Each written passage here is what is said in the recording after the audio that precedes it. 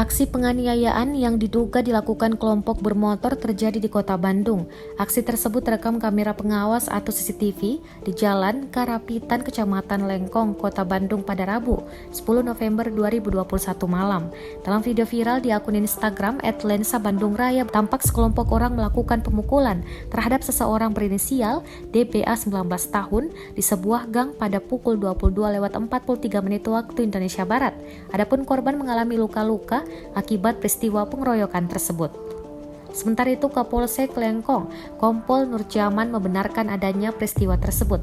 Ia mengatakan pihaknya tengah melakukan penyelidikan terhadap kejadian yang dialami korban. Sementara itu, Kanit Reskrim Polsek Lengkong, AKP Firdaus, mengatakan bahwa keluarga korban telah melaporkan peristiwa tersebut kepada kepolisian. Berdasarkan keterangan orang tua korban, DBA mengalami luka di bibir dan kepala. Disinggung apakah pelaku penganiayaan ini merupakan kelompok bermotor, kata Firdaus, pihaknya masih melakukan penyelidikan.